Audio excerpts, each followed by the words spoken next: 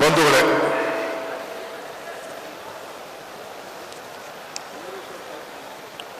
ಎಲ್ಲರಿಗೂ ನಮಸ್ಕಾರ. ಮಲಗಿದಿರೋ ಹೆಚ್ಚಿದಿರೋ ಅಂತ ಕೇಳ್ತಾ ಇದ್ದೀನಿ. ಎಲ್ಲರಿಗೂ ನಮಸ್ಕಾರ.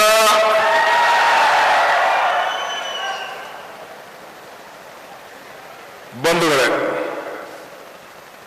ವೇದಿಕೆಯಲ್ಲಂತ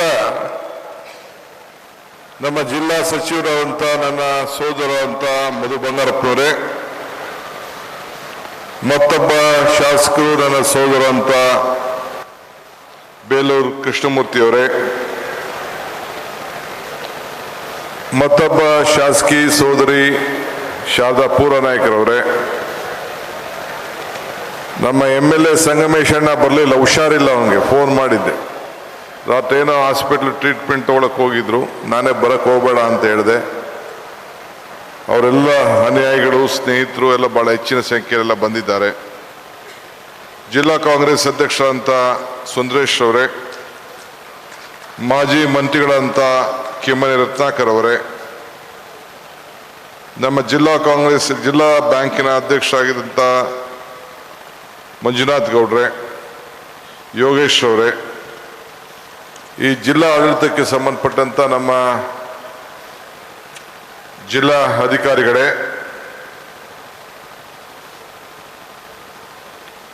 ಪೊಲೀಸ್ ಅಧಿಕಾರಿಗಳೇ, ನಮ್ಮ ಕಾರ್ಪೊರೇಷನ್ ಎಲ್ಲ ಅಧಿಕಾರಿಗಳೇ, ಅಂದರೆ ಜಿಲ್ಲಾಧಿಕಾರಿ ಗುರುದತ್ ಹೆಗ್ಡೆ ಅವರಿದ್ದಾರೆ, ಸ್ನೇಹಲ್ ಸುಧಾಕರ್ ಅವರಿದ್ದಾರೆ, ಮಿಥುನ್ ಕುಮಾರ್ ಇದ್ದಾರೆ, ಮಾಯಣ್ಣ ಗೌಡ್ರಿದ್ದಾರೆ. ಬಹಳ ಸಂತೋಷದಿಂದ ಇವತ್ತು ಈ ಕಾರ್ಯಕ್ರಮಕ್ಕೆ ಬಂದಿದ್ದೇನೆ. ಹೋರಾಟಗಾರರ ಸಮಾಜವಾದಿ ಚಿಂತಕರ ನಾಡು ಶಿವಮೊಗ್ಗ. ಶಿವಪ್ಪ ನಾಯಕ ಆಳಿದಂಥ ನಾಡು, ಕುವೆಂಪುರವರ ಜನ್ಮ ಬೀಡು. ನಾನು ವಿದ್ಯಾರ್ಥಿ ನಾಯಕನಾಗಿದ್ದಾಗ, ವಿದ್ಯಾರ್ಥಿ ಇದ್ದಾಗ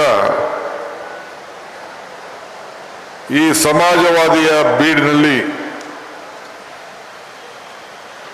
ಕಾಗೋಡು ತಿಮ್ಮಪ್ಪನವರು, ಕೋಣಂದೂರು ಲಿಂಗಪ್ಪನವರು, ಬಂಗಾರಪ್ಪನವರ ಹೋರಾಟವನ್ನ ನಾನೆಲ್ಲ ಇತಿಹಾಸವನ್ನ ತಿಳ್ಕೊಳ್ತಾ ಇದ್ದೆ. ಗೋಪಾಲ್ ಗೌಡರು ಸರ್ಕಲ್ಲು ವಿಧಾನಸೌಧ ಎದುರುಗಡೆ ಇತ್ತು.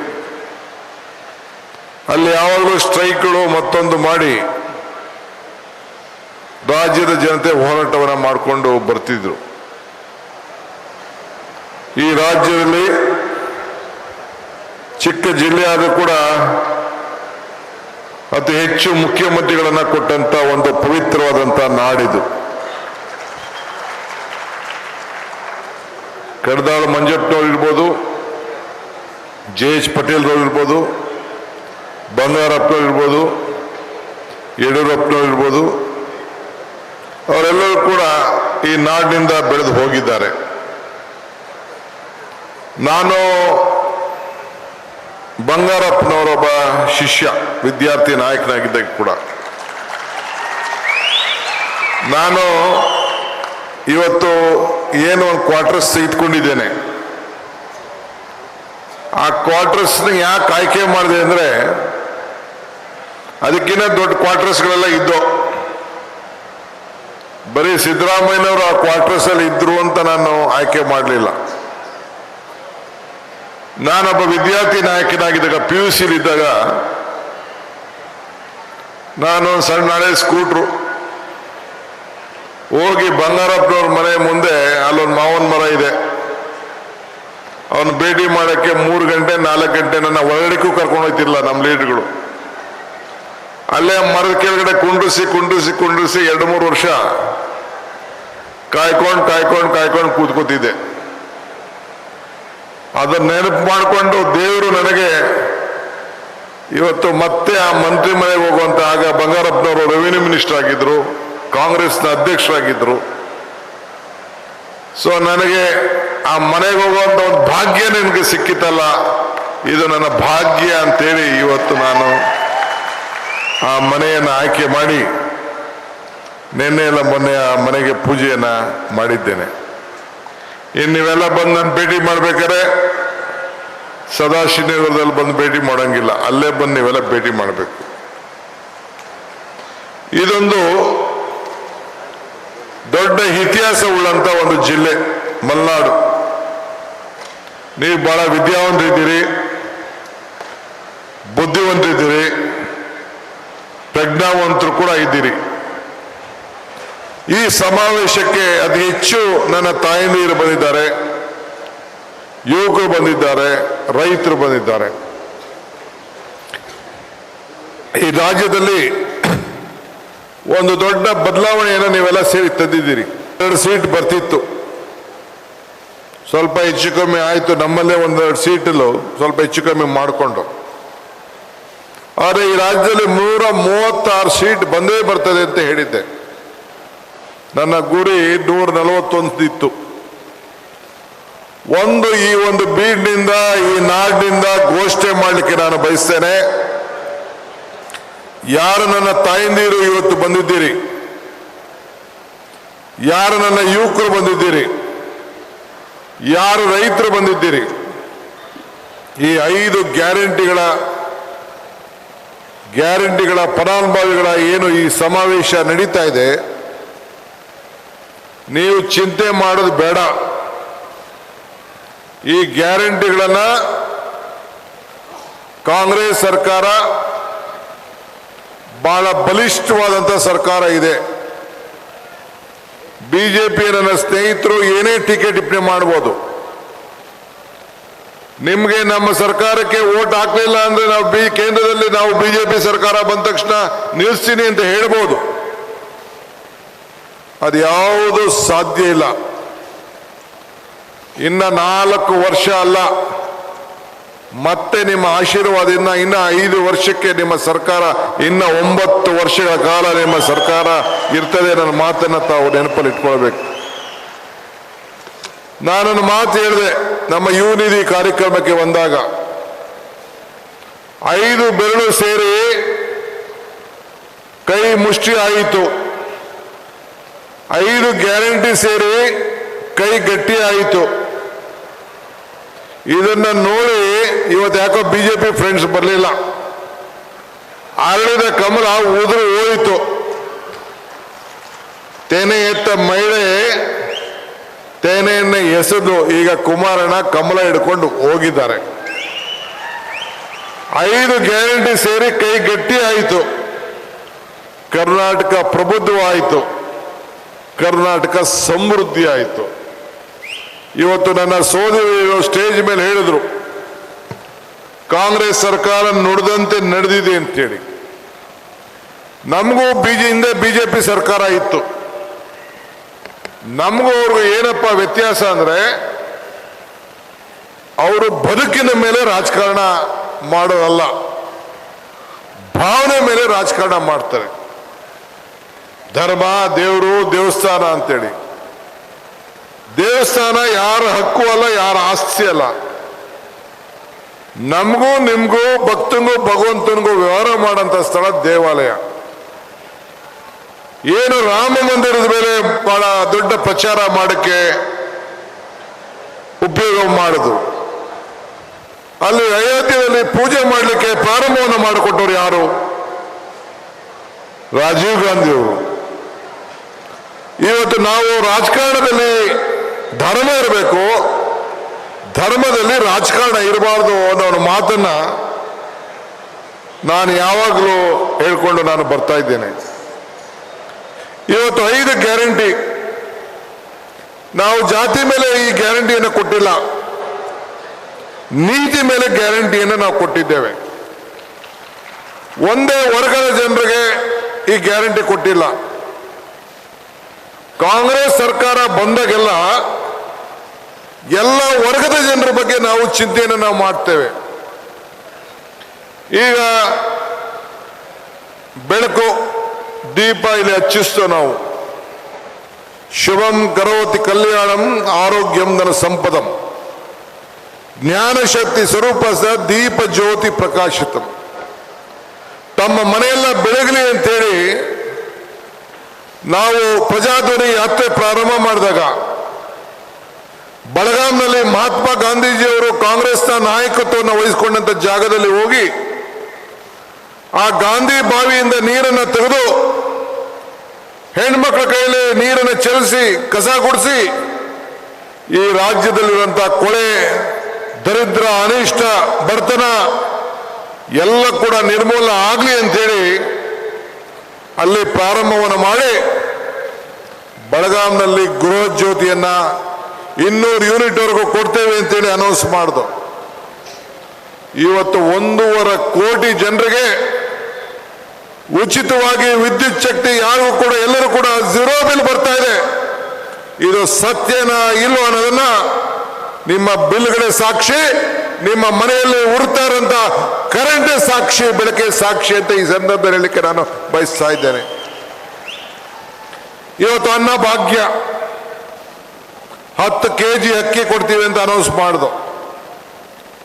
ಕೇಂದ್ರ ಸರ್ಕಾರದವರು 5 kg ಅಕ್ಕಿ ಕೊಡಲಿಲ್ಲ. ಅವರು ಆದರೆ ಸಂಪುಟದಲ್ಲಿ ತೀರ್ಮಾನ ಮಾಡಿ ಇದು ಬಸವಣ್ಣನ ನಾಡು, ಅಲ್ಲಮ್ಮ ಪ್ರಭುಗಳ ನಾಡು, ತಾಯಿ ಅಕ್ಕಮಹಾದೇವಿಯ ನಾಡು, ಈ ನಾಡಿನಲ್ಲಿ ನುಡಿದಂತೆ ನಡಿಬೇಕು ಅಂತೇಳಿ ನಾವು 5 kg ಅಕ್ಕಿ, 5 kg ಅದಕ್ಕೆ ಹಣವನ್ನ 34 ರೂಪಾಯಿ 1 kgಗೆ ಹಣವನ್ನ ಇವತ್ತು ಕೊಟ್ಟು ಆ ನಿಮ್ಮ ಮನೆಯ ಬದುಕಿನಲ್ಲಿ ಒಂದು ಯಾರು ಕೂಡ ಹಸಿದಿಂದ ಇರಬಾರದು ಅಂತೇಳಿ ಈ ಯೋಜನೆಯನ್ನು ತೆಗೆದುಕೊಂಡು ಬಂತು. ನಮ್ಮ ತಾಯಂದಿರು ದೇವಸ್ಥಾನಕ್ಕೆ ಹೋಗ್ತಾರೆ, ಮಕ್ಕಳ ಮನೆಗೆ ಹೋಗ್ತಾರೆ, ಬೀಗರ ಮನೆಗೆ ಹೋಗ್ತಾರೆ, ಪ್ರವಾಸಕ್ಕೆ ಹೋಗ್ತಾರೆ, ಕೆಲಸಕ್ಕೆ ಹೋಗ್ತಾರೆ, ಕೂಲಿಗೆ ಹೋಗ್ತಾರೆ. ಗೌರ್ಮೆಂಟ್ ಬಸ್ ಈಗ ತಾನೇ ಐರಾವತ ಬಸ್ಗಳನ್ನ ಪ್ರಾರಂಭ ಮಾಡಿದ್ರು. 1,000ಕ್ಕೂ ಹೆಚ್ಚು ಬಸ್ಸನ್ನು ಹೊಸದಾಗಿ ತೆಗೆದುಕೊಂಡಿದ್ದೇವೆ. ಆ ನನ್ನ ತಾಯಂದಿರು ಎಲ್ಲ ಸೌಖ್ಯವಾಗಿ ಓಡಾಡಬೇಕು. ನೀವು ಇಲ್ಲಿಂದ ಶಿವಮೊಗ್ಗದಿಂದ ಬೆಂಗಳೂರಿಗೆ ಬರಬೇಕಾದ್ರೆ ಎಷ್ಟು ರೂಪಾಯಿ ಮಧು ಬಸ್ನಲ್ಲಿ? 400-500 ರೂಪಾಯಿ ಬಸ್. ಅದೇ ಬೆಳಗಾವಿಯಿಂದ ಗುಲ್ಬರ್ಗದಿಂದ ಬರಬೇಕಾದ್ರೆ 1,200-1,300 ರೂಪಾಯಿ ಬಸ್ ಚಾರ್ಜ್. ಬೆಂಗಳೂರಿಂದ ಎಲ್ಲರೂ ಅಕ್ಕಪಕ್ಕ ಓಡಾಡಬೇಕಾದ್ರೆ 100 ರೂಪಾಯಿ ಬಸ್. ತಿಂಗಳಿಗೆ 2 ಸತಿ ಓಡಾಡಿ, ಕೆಲಸಕ್ಕೆ ಹೋದವರು 20 ದಿನ ಓಡಾಡಿ, ನಿಮಗೆ ಕನಿಷ್ಠ 2,000-3,000 ರೂಪಾಯಿ ಒಂದು ಹೆಣ್ಮಕ್ಳಿಗೆ ಈ ಶಕ್ತಿ ಯೋಜನೆ ಅಡಿಯಲ್ಲಿ ಉಳಿತದೆ. ಈ ಅಕ್ಕಿ 10 kg ಅಕ್ಕಿ 200 ಯೂನಿಟ್ ಕರೆಂಟ್ಗೆ 1,500 ರೂಪಾಯಿವರೆಗೂ ಕೂಡ ನಿಮಗೆ ಉಳಿತದೆ. ಇದಲ್ಲದೆ ನನ್ನ ತಾಯಿಂದಿರು ಮಕ್ಕಳ ವಿದ್ಯಾಭ್ಯಾಸ, ಗ್ಯಾಸ್ 450 ರೂಪಾಯಿ ಇದ್ದಿದ್ದು 1,300 ರೂಪಾಯಿ ಆಗೋಯ್ತು. ಎಲ್ಲ ಬೆಲೆಗಳು ಎಲ್ಲ ಎಣ್ಣೆ 90 ರೂಪಾಯಿ ಇದ್ದಿದ್ದು 200 ರೂಪಾಯಿ ಆಗೋಯ್ತು. ಎಲ್ಲ ಬೆಲೆಗಳು ಪದಾರ್ಥಗಳೆಲ್ಲ ಜಾಸ್ತಿ ಆಗೋಯ್ತು. ಏನು ಮಾಡಬೇಕು? ಆರ್ಥಿಕವಾದ ಶಕ್ತಿ ತುಂಬಬೇಕು ಆ ತಾಯಂದಿರಿಗೆ. ಇವತ್ತು ಇಂದಿರಾ ಗಾಂಧಿಯವರ ಕಾಲದಲ್ಲಿ ಬ್ಯಾಂಕಿನ ರಾಷ್ಟ್ರೀಕರಣ ಆಯಿತು. ಈಗ ನಾವು ಹೆಣ್ಣುಮಕ್ಕಳಿಗೆ ಶ್ರೀಶಕ್ತಿ ಸಂಘಗಳನ್ನ ಪ್ರಾರಂಭ ಮಾಡಿಸ್ತು. ನಿಮ್ಮಲ್ಲೇ ಬಡ್ಡಿ ತೆಗೆದುಕೊಂಡು ನಿಮ್ಮಲ್ಲೇ ಸಂಘಟನೆ ಮಾಡಿಕೊಂಡು ನಿಮ್ಮಲ್ಲೇ ಬದುಕಿ ಅಂತೇಳಿ. ಆದರೆ ಮುಂದಕ್ಕೆ ಇನ್ನೊಂದು ಹೆಜ್ಜೆ ಹೋಗಿ ನಿಮ್ಮ ಮೇಲೆ ವಿಶ್ವಾಸವನ್ನು ಇಟ್ಟು, ನನ್ನ ತಾಯಂದಿರ ಮೇಲೆ ವಿಶ್ವಾಸ ಬಿಟ್ಟು, ಹೆಣ್ಣು ಕುಟುಂಬದ ಕಣ್ಣು ತೀರ್ಮಾನ ಮಾಡಿ ಭಾಗ್ಯದ ಲಕ್ಷ್ಮೀ ಬಾರಮ್ಮ ನಮ್ಮಮ್ಮ, ಭಾಗ್ಯದ ಲಕ್ಷ್ಮೀ ಬಾರಮ್ಮ. ದರಿದ್ರ ಲಕ್ಷ್ಮಿ ಹೋಗ್ಬೇಕು, ಸಂಕಟ ಲಕ್ಷ್ಮಿ ಹೋಗ್ಬೇಕು, ಎಲ್ಲ ಲಕ್ಷ್ಮಿಗಳನ್ನ ದೂರ ಹೋಗಿ ನಿಮ್ಮ ಮನೆ ಬೆಳಕನ್ನ ತುಂಬಬೇಕು, ಭಾಗ್ಯ ಆಗ್ಬೇಕು ನಿಮ್ಗೆ ಅಂತೇಳಿ ಈ ಗೃಹಲಕ್ಷ್ಮಿ ಯೋಜನೆಯನ್ನು ತಂದು 1,10,00,000 ಮಹಿಳೆಯರಿಗೆ ಇವತ್ತು ನೇರವಾಗಿ ಯಾರಿಗೂ ಕೂಡ 1 ರೂಪಾಯಿ ಲಂಚ ಕೊಡದೆ ನಿಮ್ಮ ಅಕೌಂಟ್ಗೆ ಹಾಕುವಂತ ಒಂದು ತೀರ್ಮಾನ ಇಡೀ ರಾಷ್ಟ್ರದಲ್ಲಿ ಒಂದು ಇತಿಹಾಸ, ಇಡೀ ರಾಷ್ಟ್ರದಲ್ಲಿ ಒಂದು ಇತಿಹಾಸ. ಇದೇ ಭೂಮಿಲಿ ನಾವು ಯುವನಿಧಿ ಪ್ರಾರಂಭ ಮಾಡ್ದೋ. ಯುವನಿಧಿಯನ್ನು ಪ್ರಾರಂಭ ಮಾಡ್ದೋ.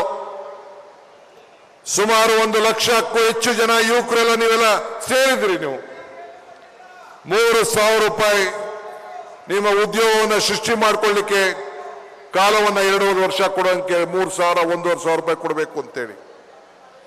ಹಾಗಂತ ಅಲ್ಲಿಗೆ ಆಗಬಾರ್ದು. ನೀವು ಉದ್ಯೋಗವನ್ನು ಸೃಷ್ಟಿ ಮಾಡಿಕೊಳ್ಳೋ ಜೊತೆಗೆ ಮುಂದಿನ ದಿನದಲ್ಲಿ ನಿಮ್ಗೆ ಅನುಭವ ಆದಮೇಲೆ ನೀವು ಕೂಡ 10 ಜನಕ್ಕೆ ಉದ್ಯೋಗಿಗಳೇ ಆಗಬೇಕು, ಉದ್ಯೋಗವನ್ನು ಕೊಡೋಷ್ಟು ಶಕ್ತಿ ನಿಮಗೆ ಸಿಕ್ಕಬೇಕು ಅನ್ನೋ ದೃಷ್ಟಿಯಿಂದ ಆಯ್ತು ಅನ್ಕೊಂಡು ಉದ್ಯೋಗವನ್ನು ಕೊಡಿಸ್ಬೇಕು ಅನ್ನೋ ದೃಷ್ಟಿಯಿಂದ ಇವತ್ತು ಇಂತಹ ಒಂದು ಕಾರ್ಯಕ್ರಮವನ್ನು ನಾವು ರೂಪಿಸಿದ್ದೇವೆ. ಹಂಗೆ ಈ 5 ಬೆರಳು, ಈ 5 ಗ್ಯಾರಂಟಿಗಳು ಈ ಹಸ್ತಕ್ಕೆ ಶಕ್ತಿ ತುಂಬಿದೆ, ನಿಮ್ಗೆ ಶಕ್ತಿ ತುಂಬಿದೆ. ಈ 5 ಬೆರಳು ಇಲ್ಲ ಅಂದ್ರೆ, ಈ ಕೈ ಗಟ್ಟಿ ಆಗಲಿಲ್ಲ ಅಂದ್ರೆ ನಿಮ್ಮ ಬದುಕು ಕೂಡ ಗಟ್ಟಿ ಆಗ್ಲಿಕ್ಕೆ ಸಾಧ್ಯ ಇಲ್ಲ ಅನ್ನೋ ಮಾತನ್ನ ಈ ಸಂದರ್ಭ ಹೇಳಲಿಕ್ಕೆ ನಾನು ಬಯಸ್ತಾ ಇದ್ದೇನೆ. ಕಾಗೋಡು ತಿಮ್ಮಪ್ಪನವ್ರನ್ನ, ಬಂಗಾರಪ್ಪನವ್ರನ್ನ ಈಗ ನಾವು ಸ್ಮರಿಸ್ಕೊಳ್ತಾ ಇದ್ದೇವೆ. ಬಂಗಾರಪ್ಪನವರು ಮುಖ್ಯಮಂತ್ರಿ ಆಗಿದ್ದಾಗ, ಕಾಂಗ್ರೆಸ್ ಸರ್ಕಾರ ಇದ್ದಾಗ ದೇವರಾಜ ಅರಸು ಕಾಲದಲ್ಲಿ ಕೊಟ್ಟಂತ ಕಾರ್ಯಕ್ರಮ ಹುಳುವನ್ಗೆ ಭೂಮಿ. ನಾನು, ರಾಹುಲ್ ಗಾಂಧಿ ಅವರು, ನಿಮ್ಮ ಮುಖಂಡಗಳೆಲ್ಲ ನಾವೆಲ್ಲ ಭಾರತ್ ಜೋಡಿ ಯಾತ್ರೆ ಮಾಡ್ತಾ ಇದ್ದವು. ಚಿತ್ರದುರ್ಗದ ಒಂದು ಮೊಳಕಾಲ್ಮೂರು ತಾಲೂಕಿನಲ್ಲಿ ಟೀಗೋಸ್ಕರ ಒಂದು ಸಣ್ಣ ಕ್ಯಾಂಟೀನ್ ಹತ್ರ ರಾಹುಲ್ ಗಾಂಧಿ ಅವರು ನಿಲ್ಲಿಸಿದ್ರು. ಒಂದು ತಾಯಿ ಹೆಣ್ಮಗಳು 2 ಸೌತೆಕಾಯಿ ಹಿಡ್ಕೊಂಡ್ಬಂದು ಕೊಟ್ರು.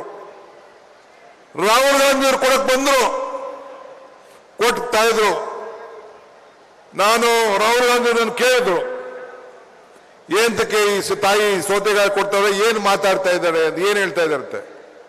ಆ ತಾಯಿ ಹೇಳಿದ್ಲು, ಅಪ್ಪ ನಿಮ್ಮ ಅಜ್ಜಿ ಇಂದಿರಾ ಗಾಂಧಿ ಕೊಟ್ಟಂತ ಜಮೀನಿದು, ಆ ಜಮೀನಿಂದ ಈ ಸೌತೆಕಾಯಿ ನಾನು ಬೆಳೆದಿದ್ದೀನಿ, ತಗೊಳಪ್ಪ ಅಂತ ಹೇಳಿ ಆ ತಾಯಿ ರಾಹುಲ್ ಗಾಂಧಿ ಅವರಿಗೆ ಕೊಟ್ಟದ್ದನ್ನ ಈ ಕಣ್ಣು ನೋಡಿ, ಈ ಕಿವಿ ಕೇಳಿ ಸಾಕ್ಷಿ ಆಯ್ತು. ಮೊನ್ನೆ ಒಂದು 3-4 ತಿಂಗಳಲ್ಲಿ ಆ ತಾಯಿ ವಿಧಿವಶವಾದ್ರು, ವಯಸ್ಸಾಗಿತ್ತು. ಇದು ಈ ದೇಶದ ಇತಿಹಾಸ. ಈ ಊರಿಗೆ ಭೂಮಿ ಇವತ್ತು ಅರಣ್ಯ ಇಲಾಖೆಯಲ್ಲಿ ಕೇಂದ್ರ ಸರ್ಕಾರ ಪರಿಶಿಷ್ಟ ಜಾತಿ, ಪರಿಶಿಷ್ಟ ಪಂಗಡದವರಿಗೆ, ಇವತ್ತು ಪರಿಶಿಷ್ಟ ಪಂಗಡದವರಿಗೆ 25 ವರ್ಷ ಆಗಲಿ 75 ವರ್ಷ 3ನೇ ತಲೆಮಾರಿಗೆ ಭೂಮಿಯನ್ನು ಕೊಡಬೇಕು ಅಂತೇಳಿ ಕಾನೂನನ್ನು ತೆಗೆದುಕೊಂಡು ಬಂದವು. ನಾನು ಇವತ್ತು ಹೇಳ್ತಾ ಇದ್ದೀನಿ, ಮುಂದಿನ ದಿನದಲ್ಲಿ ನಮ್ಮ ಪ್ರಣಾಳಿಕೆಯಲ್ಲಿದೆ, ನಾವು ಕೇಂದ್ರ ಸರ್ಕಾರಕ್ಕೆ ಎಲ್ಲರಿಗೂ ಕೂಡ, ಎಲ್ಲ ಜಾತಿ ಎಲ್ಲ ವರ್ಗದವರು ಕೂಡ 25 ವರ್ಷ ಮಿತಿಯನ್ನು ಇಟ್ಟು ಎಲ್ಲರಿಗೂ ಕೂಡ ಅರಣ್ಯ ಜಮೀನನ್ನ ಹಕ್ಕನ್ನ ಕೊಡಬೇಕು ಅಂತೇಳಿ ನಾವು ನಿರ್ಣಯವನ್ನು ಮಾಡಿ ಕಳಿಸುವಂತ ಒಂದು ತೀರ್ಮಾನವನ್ನು ನಾವು ಬದ್ಧರಾಗಿದ್ದೇವೆ. ನಾನು ಕಾಂಗ್ರೆಸ್ ಪಕ್ಷದ ಅಧ್ಯಕ್ಷನಾಗಿ ಈ ಜಿಲ್ಲೆಗೆ ಬಂದು ಪ್ರವಾಸ ಮಾಡಿದಾಗ ಈ ಶಿವಮೊಗ್ಗ ಜನತೆ ಮೊಳಕಾಲ್ಮೂರಿನಿಂದ ಹಿಡಿದು ನಮ್ಮ ಏನು ಶಿಕಾರಿಪುರದ ರೈತರು, ಬಡವರು, ನಮ್ಮ ಎಲ್ಲ ಲಂಬಾಣಿ ಜನಾಂಗ ಎಲ್ಲ ಕೂಡ ತಾಯಂದಿರು, ಗ್ರಾಮೀಣ ಪ್ರದೇಶದ ನಮ್ಮ ಶಿವಮೊಗ್ಗ ಗ್ರಾಮೀಣ ಪ್ರದೇಶದ ನಾನು ಹೋದಾಗ ಎಲ್ಲ ಕೂಡ ಅವರ ನೋವನ್ನು ಹೇಳ್ಕೊಂಡ್ರು. ನಾನು ನಮ್ಮ ಅರಣ್ಯ ಇಲಾಖೆ ಅಧಿಕಾರಿಗಳಿಗೆ ಹೇಳ್ತಾ ಇದ್ದೀನಿ, ನಮ್ಮ ಫಾರೆಸ್ಟ್ ಇಲಾಖೆ ಅಧಿಕಾರಿಗಳಿಗೆ ಹೇಳ್ತಾ ಇದ್ದೀನಿ, ಜಿಲ್ಲಾಧಿಕಾರಿಗಳಿಗೆ ಹೇಳ್ತಾ ಇದ್ದೀನಿ, ಯಾವ ಕೂಡ ಈ ಬಡವರನ್ನ ಒಕ್ಕಲೆಬ್ಬಿಸುವಂತ ಕೆಲಸ ಈ ಸರ್ಕಾರದಲ್ಲಿ ಅವಕಾಶ ಕೊಡುವುದಿಲ್ಲ. ಇದು ನಮ್ಮ ಸಂಕಲ್ಪ. ಇದು ಸಂಕಲ್ಪ. ಹಿಂದೆ ಶರಾವತಿ ಯೋಜನೆ ಪೂರ್ವನಾಯಕ್, ಶಾರದಾ ಪೂರ್ವನಾಯಕ್ ಅವರು ಹೇಳ್ತಾ ಇದ್ರು, ಶರಾವತಿ ಯೋಜನೆಯ ಸಂಬಂಧಪಟ್ಟಂತೆ ಆ ಜಮೀನಿನ ರಕ್ಷಣೆ ಮಾಡುವಂಥದ್ದು. ನಾವು ನಿಮ್ಮೆಲ್ಲರೂ ಕೂಡ ರಕ್ಷಣೆ ಮಾಡಬೇಕು ಅಂತೇಳಿ ನಮಗೆ ಬದ್ಧತೆ ಇದೆ. ಇವತ್ತು ನಾವು ಕಾಂಗ್ರೆಸ್ ಸರ್ಕಾರ ಇವತ್ತು ನಾವು ಬಡತನದ ಮೇಲೆ ಯುದ್ಧ ಮಾಡ್ತಾ ಇದ್ದೇವೆ ಹೊರತು ಬಡವರ ಮೇಲೆ ಯುದ್ಧ ಮಾಡ್ತಾ ಇಲ್ಲ. ಬಡತನದ ಮೇಲೆ ಯುದ್ಧ ಮಾಡ್ತಾ ಇದ್ದೀವಿ. ಬಡತನ ನಿರ್ಮೂಲನೆ ಮಾಡಬೇಕು ಅಂತ ಹೇಳಿ ಮಾಡ್ತಾ ಇದ್ದೀವಿ. ಚುನಾವಣೆಯಲ್ಲಿ ಗೆದ್ದಿರ್ತಾರೆ, ಸೋತಿರ್ತದೆ. ಅಧಿಕಾರ ಬಂದಾಗ ನೀನು ಏನ್ ಮಾಡ್ತೀನಿ ಅಂತ ಬಹಳ ಮುಖ್ಯ. ನಾನು ಯಡಿಯೂರಪ್ಪನವ್ರಿಗೆ, ಬಿಜೆಪಿ ಸ್ನೇಹಿತರಿಗೆ ಕೇಳ್ತಾ ಇದ್ದೀನಿ, ನಿಮಗೆ 3 ವರ್ಷ ಅಧಿಕಾರ ಇತ್ತಲ್ಲ, 4 ವರ್ಷ ಅಧಿಕಾರ ಇತ್ತಲ್ಲ, ಯಡಿಯೂರಪ್ಪನವರೇ ನೀವು 2-3 ಬಾರಿ ಮುಖ್ಯಮಂತ್ರಿ ಆಗಿದ್ರಲ್ಲ, ನೀವು ಬದುಕನ್ನ ಕಟ್ಕೊಳ್ಳುವಂಥದ್ದು ಈ ನಾಡಿನ ಜನತೆಗೆ ಕೊಟ್ಟಂತ ಕಾರ್ಯಕ್ರಮವನ್ನ ಏನು ಅನ್ನೋದನ್ನ ಈ ರಾಜ್ಯದ ಜನತೆಗೆ ನೀವು ಹೇಳಬೇಕು. ನಾನು ಅನ್ನಭಾಗ್ಯ ಹೇಳ್ತಾ ಇದ್ದೀನಿ, ಬಡವರಿಗೆ ಮನೆ ವಿಚಾರ ಹೇಳ್ತಾ ಇದ್ದೀನಿ, ಈ ಶಕ್ತಿ ಯೋಜನೆ ಹೇಳ್ತಾ ಇದ್ದೀನಿ, ಯುವ ನಿಧಿ ಹೇಳ್ತಾ ಇದ್ದೀನಿ, ಗೃಹಲಕ್ಷ್ಮಿ ಹೇಳ್ತಾ ಇದ್ದೀನಿ. ನಿಮ್ಮ ಒಬ್ಬ ಸ್ನೇಹಿತ, ಒಬ್ಬ ಶಾಸಕ ಅರಗನ ಜ್ಞಾನೇಂದ್ರ, ಮಾನ್ಯ ಗೃಹ ಮಂತ್ರಿ ಆಗಿದ್ದವರು, ನಮ್ಮ ಮೋಹನ್ ಅಂತ ನಮ್ಮ ಹುಡುಗ ಶಿಷ್ಯ ನನಗೊಂದು ವಿಡಿಯೋ ತೋರಿಸ್ತ. ಆ ಮಾಜಿ ಮಂತ್ರಿ ಶಾಸಕ ಮಾತಾಡ್ತಾನೆ, ಇದು 420 ಗ್ಯಾರಂಟಿ ಅಂತ ಮಾತಾಡ್ತಾನೆ. ಜ್ಞಾನೇಂದ್ರ, ನಿನಗೆ ಜ್ಞಾನ ಇದೆಯೇನಪ್ಪ? ನಿನಗೆ ಅರ್ಧ ಜ್ಞಾನ ಇದೆ ಕಣಯ್ಯ, ಅರ್ಧ ಜ್ಞಾನ ಇದೆಯಾ ಕಣಯ್ಯ. ನಾನಿಲ್ಲಿ ಬಂದಾಗ ನಮ್ಮ ಅಧಿಕಾರಿ ಒಬ್ಬ ನನ್ನ ಹಳೆಯ ಸ್ನೇಹಿತ, ಅವನು ನನಗೆ ಒಂದು ತೋರಿಸ್ತಾ, ನಮ್ಮ ಮಾಯಣಗೌಡ ಬೋರ್ಡ್ ಹಾಕ್ಸಿದ್ರು ಎಲ್ಲ DC ಅವರು ಎಲ್ಲ ಸೇರಿ. ಅಲ್ಲಮ್ಮ ಪ್ರಭುಗಳು ಒಂದು ವಾಕ್ಯವನ್ನೆಲ್ಲ ಹಾಕಿದ್ರು. ಏನ್ ಹಾಕಿದ್ರು ಗೊತ್ತಾ? ಅಲ್ಲಮ್ಮ ಪ್ರಭು ಈ ನಾಡಿನವರು ಅವ್ರು ಏನ್ ಹೇಳಿದ್ರು ಗೊತ್ತಾ? ಕೊಟ್ಟ ಕುದುರೆಯನ್ನು ಹೇರಲು ಹರಿಯವನು, ಮತ್ತೊಂದು ಕುದುರೆಯನ್ನು ಹೇರಲು ಬಯಸವನು ವೀರನು ಅಲ್ಲ ಶೂರನು ಅಂತ. ಅಧಿಕಾರ ಇದ್ದಾಗ ನಿಮ್ ಕೈಲಿ ಬಿಜೆಪಿಯವರು ಏನು ಮಾಡಕ್ಕಾಗದೆ, ಅಧಿಕಾರ ಇಲ್ಲದೆ ಹೋದಾಗ ಈಗ ನಂದು ಮೋದಿ ಗ್ಯಾರಂಟಿ ನಾನು ಹರಿತೀನಿ ಅಂದ್ರೆ ಏನಿರಲಿಕ್ಕೆ ಸಾಧ್ಯ? ಅಧಿಕಾರ ಇದ್ದಾಗ ನಿಮ್ ಕೈಲಿ ಏನು ಮಾಡಕ್ಕಾಗಲಿಲ್ಲ. ಅಧಿಕಾರ ಇದ್ದಾಗ ನಿಮ್ ಕೈಲಿ ಇಂಥ ಯೋಜನೆ ಕೊಡಕ್ಕಾಗಲಿಲ್ಲ. ಅಧಿಕಾರ ಇದ್ದಾಗ ಈ ನನ್ನ ತಾಯಂದಿರಿಗೆ 2,000 ನಿಮ್ ಕೈಲಿ ಕೊಡಕ್ಕಾಗಲಿಲ್ಲ. ಯಡಿಯೂರಪ್ಪನವರು ಒಂದು ಕೊಟ್ಟಿದ್ರು, ಒಂದು ಸೀರೆ, ಒಂದು ಸೈಕಲ್. ಭಾಗ್ಯಲಕ್ಷ್ಮಿ, ಒಂದು ಸೀರೆ, ಒಂದು ಸೈಕಲ್. ಎಲ್ಲೋಯ್ತು ಆ ಸೈಕಲ್ಲು? ಯಾಕೆ ನಿಲ್ಸ್ಬಿಟ್ರಿ ಸೀರೆನ? ಇದೇ ನಿಮ್ದೊಂದು ಯೋಜನೆ. ಬಡವರಿಗೆ ಸಾಲ ಮನ್ನಾ ಮಾಡ್ತೀನಿ ಅಂತ ಹೇಳಿ ಮಾಡಿದ್ರ? ರೈತರಿಗೆ ದುಪ್ಪಟ್ಟು ಆಗಿ ಬದುಕಿನಲ್ಲಿ ಆದಾಯ ಬರೋ ರೀತಿ ಮಾಡ್ತೀನಿ ಅಂತ ಹೇಳಿ ಮಾಡಿದ್ರ? ಏನಿಲ್ಲ. ಇವತ್ತು ಬರೀ ಖಾಲಿ ಮಾತಾಡ್ತಾ ಇದ್ದೀರಿ, ಖಾಲಿ ಮಾತು. ಕುವೆಂಪುರವರು ಈ ನಾಡಿನವರು ಏನ್ ಹೇಳ್ತಾರೆ? ಅವರು ಭರತ ಖಂಡ ಹಿತವೇ ನನ್ನ ಹಿತ, ಭಾರತ ಮಾತೆ ಈ ಹಿತವೇ ನನ್ನ ಹಿತ, ಭಾರತಾಂಬೆ ಮಕ್ಕಳೆಲ್ಲ ಸೋದರರು ಅಂತ. ನಾವು ಈ ಕಾರ್ಯಕ್ರಮವನ್ನ ಪ್ರತಿಯೊಬ್ಬರು ಕೂಡ ನಮ್ಮ ಸೋದರರು, ನನ್ನ ತಾಯಂದಿರು, ನನ್ನ ಸೋದರಿಯರು ಅಂತ ಹೇಳಿ ಇಂಥ ಕಾರ್ಯಕ್ರಮವನ್ನು ನಾವು ಬದುಕಿನ ಹಕ್ಕಿಗೆ ಗ್ಯಾರಂಟಿಯನ್ನ ಇವತ್ತು ನಾವು ಕೊಟ್ಟಿದ್ದೇವೆ. ಬದುಕಿನ ಮೂಲಕ ಬದುಕನ್ನ ಶಕ್ತಿ ತುಂಬುವಂತ ಮಾಡೋದಕ್ಕೋಸ್ಕರ ಈ ಗ್ಯಾರಂಟಿಗೆ ನಾವು ಕಾರ್ಯಕ್ರಮವನ್ನು ಶಕ್ತಿಯನ್ನು ಇವತ್ತು ನಾವು ತುಂಬಿದ್ದೇವೆ. ಇವತ್ತು ಯಾವುದೇ ವಸ್ತು ತೆಗೆದುಕೊಂಡು ಹೋದ್ರೂ ಗ್ಯಾರಂಟಿ ಇದ್ದೇ ಇರ್ತದೆ. ಯಾರೇನು ಮಾಡ್ಲಿಕ್ಕೆ ಸಾಧ್ಯ ಇಲ್ಲ. ನಮ್ಮ ಗ್ಯಾರಂಟಿ, ವಾರಂಟಿ, ಕ್ವಾಲಿಟಿ ಎಲ್ಲ ಕೂಡ ಸತತವಾಗಿ ಇರ್ತದೆ. ನಿಮ್ಮ ಸರ್ಕಾರ ತೆಗೆದುಕೊಂಡು ಬಂದಿದ್ದೀರಿ, ನಿಮ್ಮ ಋಣ ತೀರಿಸುವಂತ ಕೆಲಸ ನಾವು ಮಾಡ್ತಾ ಇದ್ದೀವಿ. ದೇವರ ಈಗ ಪೂಜಾರಿಗಳಿರ್ತಾರಲ್ಲ ದೇವಸ್ಥಾನದಲ್ಲಿ, ಎಂತ ಪೂಜಾರಿ, ನಾವು ದೇವರ ಹತ್ರ ಏನು ಮಾತಾಡೋಕೆ ಆಗೋದಿಲ್ಲ, ನಮಗೆ ದೇವ್ರ ಭಾಷೆ ಬರುವುದಿಲ್ಲ ಅಂತೇಳಿ ನೀವೇ ದೇವ್ರಿಗೆ ಏನ್ ಬೇಕಾದ್ರೂ ಪ್ರಾರ್ಥನೆ ಮಾಡ್ಕೋಬಹುದು. ಆದರೆ ನಿಮ್ಮ ಭಾವನೆಗಳನ್ನು ಹಂಚ್ಕೊಳ್ಳಿ ಅಂತೇಳಿ ನಾನೊಂದಿನ ಮಾತೂರ್ಗೆ ಹೋಗಿದ್ದೆ. ಅಲ್ಲೆಲ್ಲ ಪೂಜಾರಿಗಳ ದೇವ್ರ ಪ್ರಕಾರ ಅವ್ರು ಹೇಳ್ತಾ ಇದ್ರು, ಅರ್ಚಕಸ್ಯ ಪ್ರಭಾವೇನ ಶಿಲಾದ್ಭೂತಿ ಶಂಕರ, ಅರ್ಚಕನ ಪ್ರಭಾವದಿಂದ ಶಿಲೆಯಲ್ಲೂ ಶಂಕರನ ಕಾಣಬಹುದು ಅಂತೇಳಿ. ನಿನ್ನೆ ಒಂದು ಬಿಲ್ ಇತ್ತು. ಏನಪ್ಪಾ ಅಂದ್ರೆ, ನಮ್ಮ ಸರ್ಕಾರದ ಒಂದು ಕಾನೂನು ಮಾಡ್ತಾ ಇದ್ದೋ, ದೊಡ್ಡ ದೊಡ್ಡ ದೇವಸ್ಥಾನಗಳಲ್ಲಿ ಒಂದು 10% ದುಡ್ಡನ್ನ ತೆಗೆದುಬಿಟ್ಟು ಈ ನನ್ನ ಅರ್ಚಕರಿಗೆ ಏನಾದ್ರು ಒಂದು ಸಂಭಾವನೆ ಕೊಡಬೇಕು, ಒಂದು ಶಕ್ತಿ ಕೊಡಬೇಕು ಅಂತೇಳಿ ಒಂದು ಕಾನೂನನ್ನ ತೆಗೆದುಕೊಂಡು ಬಂದು ಮಾತಾಡ್ತಾರೆ. ಧರ್ಮದ ಬಗ್ಗೆ ಮಾತಾಡ್ತಾರೆ. ಇವತ್ತು JDSನವರು ಬಿಜೆಪಿಯವರು ಇಬ್ರು ಸೇರಿ ಆ ಬಿಲ್ ಅನ್ನ ಕೌನ್ಸಿಲ್ ಅಲ್ಲಿ ಇವತ್ತು ಸೋಲ್ಸರೆ. ಇದು ಎಷ್ಟು ದಿನ? ಇನ್ನ 3 ತಿಂಗಳಿಗೆ ನಮ್ಮ ಬಿಲ್ಲು ಅಪ್ಪರ್ ಹೌಸ್ ಅಲ್ಲಿ, ಮೇಲ್ಮನೆಯಲ್ಲಿ ನಮ್ದು ಮೆಜಾರಿಟಿ ಆಗ್ತದೆ.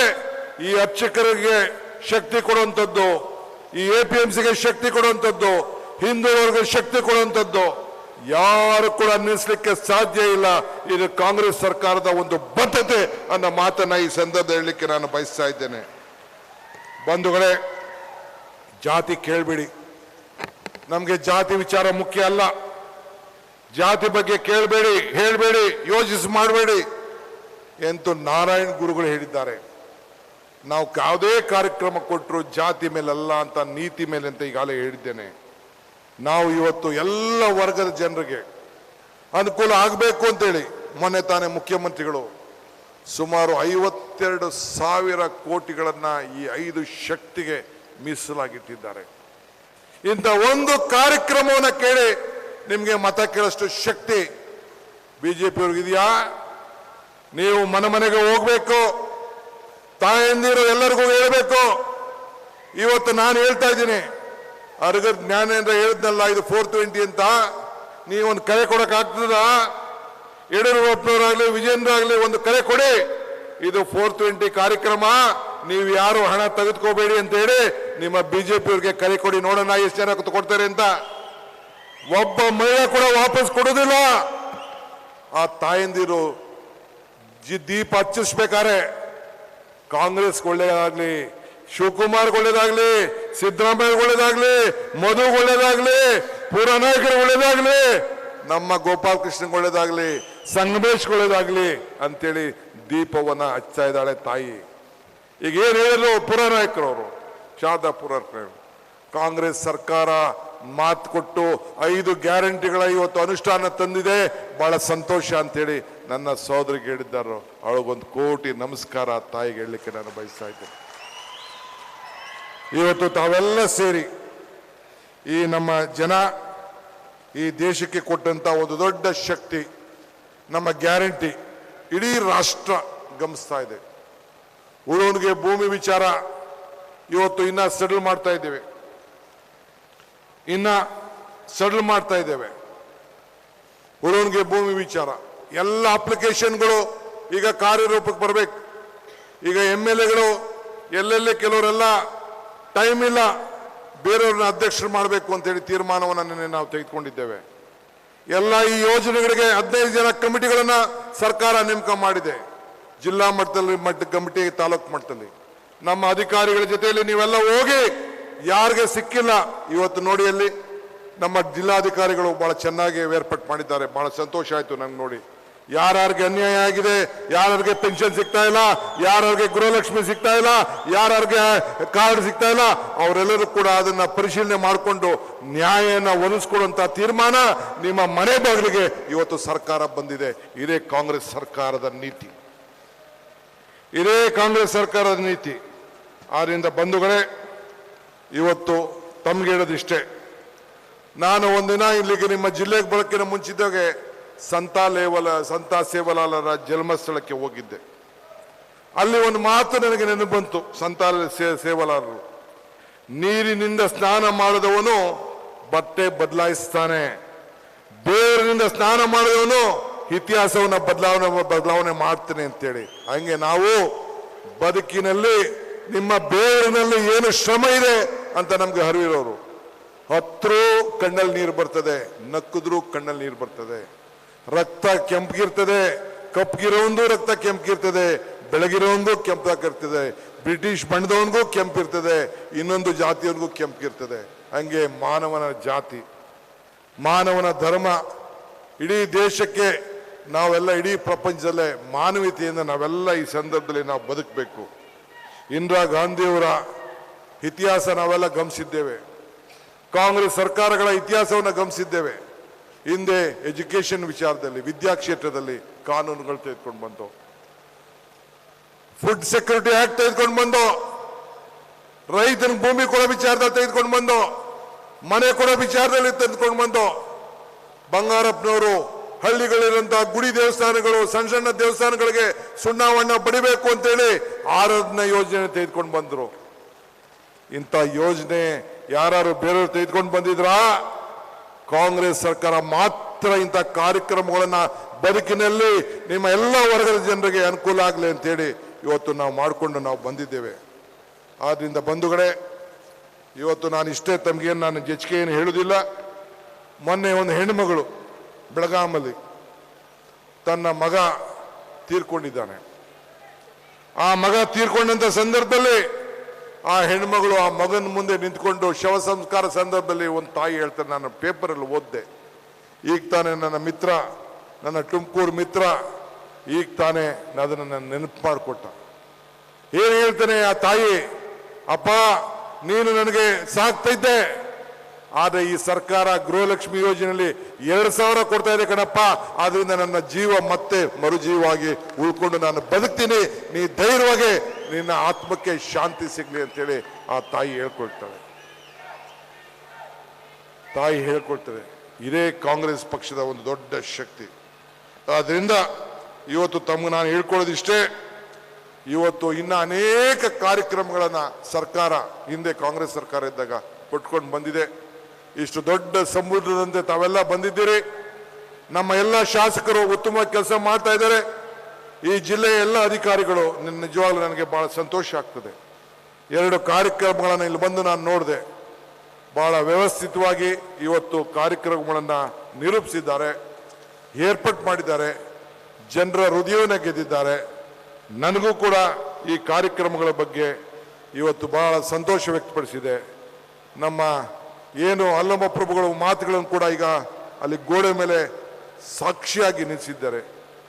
ದೇಹದೊಳಗೆ ದೇಗುಲವಿದ್ದು ದೇವಾಲಯವಿದ್ದು ಮತ್ತೆ ಬೇರೆ ದೇಗುಲ ಏನಕ್ಕೆ ಅಂತ ಹೇಳಿ, ಅಂದ್ರೆ ನಿನ್ನಲ್ಲೇ ದೇಗುಲ ಇದೆ, ನಿನ್ನ ಹೃದಯದಲ್ಲೇ ದೇಗುಲ ಇದೆ ಅಂತ ಹೇಳಿ ಗುಹೇಶ್ವರ ಅಂತ ಹೇಳಿ ಇವತ್ತು ಅಲ್ಲಮ ಪ್ರಭುಗಳು ಹೇಳಿದಂಥ ಮಾತು ಕೂಡ ಈ ಒಂದು ಪವಿತ್ರವಾದಂಥ ಜಾಗದ ಮೇಲೆ ಬರೆಸಿದ್ದಾರೆ. ಇದನ್ನ ಮುಖ್ಯಮಂತ್ರಿಗಳು ಬಂದು ಇದನ್ನ ಅಲ್ಲಮ ಪ್ರಭು ಪಾರ್ಕ್ ಅಂತ ಘೋಷಣೆ ಮಾಡಿದ್ದಾರೆ. ಅಲ್ಲಮ ಪ್ರಭು ಪಾರ್ಕ್ ಅಂತ ಘೋಷಣೆ ಮಾಡಿದ್ದಾರೆ. ಈ ನಾಡಿನಲ್ಲಿ ಅಲ್ಲಮ ಪ್ರಭು ಕೊಟ್ಟಂತ ಒಂದು ಪವಿತ್ರವಾದಂಥ ಭೂಮಿ, ಇತಿಹಾಸಕಾರನ ಕೊಟ್ಟಂತ ಭೂಮಿ. ನಿಮ್ಮೆಲ್ಲರೂ ಕೂಡ ಶುಭವಾಗಲಿ. ಮುಂದಕ್ಕೆ ಚುನಾವಣೆ ಬರ್ತದೆ. ಈ ಕೈ ಗಟ್ಟಿಯಾಗಿರಬೇಕು, ಈ ಕೈಗೆ ಶಕ್ತಿ ತುಂಬಬೇಕು, ನೀವು ಆಶೀರ್ವಾದ ಮಾಡಬೇಕು ಅಂತ ಹೇಳಿ ತಮ್ಮಲ್ಲಿ ಪ್ರಾರ್ಥಿಸಿ ನನ್ನ ಮಾತನ್ನು ಮುಗಿಸ್ತೇನೆ. ಜೈ ಹಿಂದ್, ಜೈ ಕರ್ನಾಟಕ ಮಾತು. ನ್ಯೂಸ್ ಫಸ್ಟ್ ನಿರ್ಭೀತಿಯಿಂದ ನಿಮ್ಮ ಪರವಾಗಿ.